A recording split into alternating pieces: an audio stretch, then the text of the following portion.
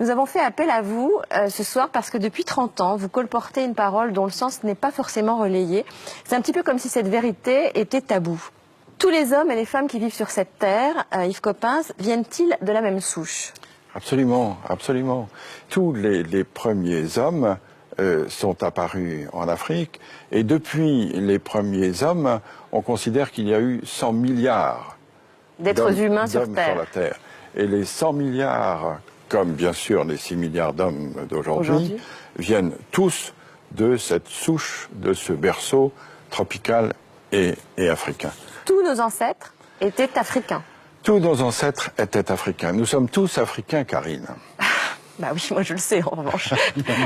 Ça veut dire que tous nos ancêtres... Je suis comme vous, je suis comme vous. Ça veut dire que tous nos ancêtres, Yves Coppens, en Afrique, il y avait du soleil, tous nos ancêtres étaient noirs? Tous nos ancêtres étaient certainement bruns, parce que, étant donné l'ensoleillement de l'Afrique, et étant donné probablement la peau nue qu'ils avaient il y a 3 millions d'années, ils ne pouvaient pas être autrement que bronzés. Tous les ancêtres, des Danois, des Espagnols, de tout le monde, etc., étaient noirs. Oui. Pourquoi ça ne se sait pas, à votre avis? Vous le dites, vous, depuis 30 ans. Ben oui, mais ma petite voix ne porte pas suffisamment. J'ai une voix confidentielle. J'imagine la tête du monsieur hyper raciste qui est en train de nous regarder, qui fait non, c'est pas vrai. Oula, demain vous allez avoir du courrier. Yves Coppens, en fait, les humains, enfin les préhumains sont partis dans différentes directions depuis l'Afrique.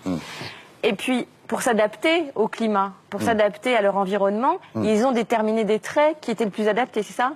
C'est ça, c'est-à-dire que les humains, à partir de 3 millions d'années, à partir du moment où ils ont eu la culture, à partir du moment où ils ont eu la conscience, tout ça, ça a 3 millions d'années. Petit à petit, se sont déployés et ils ont atteint d'autres climats. Et petit à petit, se sont adaptés à autre chose. Par exemple, pour aller en Asie, ils ont dû traverser des montagnes très très hautes, très ensoleillées. Et donc, petit à petit, leurs yeux se sont adaptés, c'est ça? En effet, l'œil bridé pourrait être dû à une sélection naturelle de ceux qui avaient la capacité d'accommoder plus que d'autres, parce que chacun sait qu'à de fortes altitudes, la luminosité est insupportable. Et comment est-on passé du noir au blanc? Là aussi, c'est un gradient de couleur, un gradient de coloration, c'est-à-dire qu'avec moins d'ensoleillement, on avait nécessité d'avoir une peau avec un écran moins fort pour que la synthèse de la vitamine D, qui est la synthèse de croissance, puisse se faire. Donc par sélection, ceux qui n'avaient pas la vitamine D, donc les plus noirs, sont restés soit en Afrique, soit se sont éteints. Et ce sont les de plus en plus blancs qui ont pu survivre. C'est une sélection qui s'est faite du noir au plus clair. Si on a un écran de mélanine là où il n'y a pas beaucoup de soleil, la vitamine D ne se synthétise pas et on ne grandit pas. Et du coup, ça gêne évidemment la croissance et le développement de population. Donc le blanc pour vous, c'est pas une couleur? Le blanc, c'est une décoloration.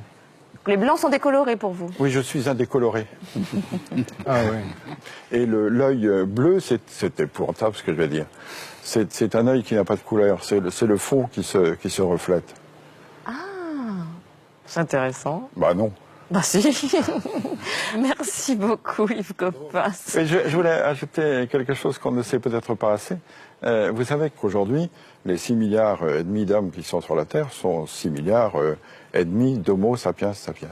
Or, dans la classification, notre classification scientifique, le genre Homo, c'est le genre humain. Le premier sapiens, c'est l'espèce sapiens, et le deuxième sapiens, c'est la race. C'est-à-dire on est tous Homo sapiens sapiens. On peut être tous racistes, ça n'a pas d'importance, puisqu'on est tous de la même race. Donc il n'y a qu'une race. Ah oui, il n'y a qu'une race. Oui. Donc scientifiquement, Yves Coppens, les races n'existent pas. Oui, c'est ça. C'est-à-dire que scientifiquement, les races de 36 000 animaux existent toujours, mais en ce qui concerne l'humanité, il y a pour le moment sur la Terre une seule race humaine, qui est la race sapiens, de l'espèce sapiens, du genre Homo. Merci beaucoup Yves Coppens. Merci beaucoup, José.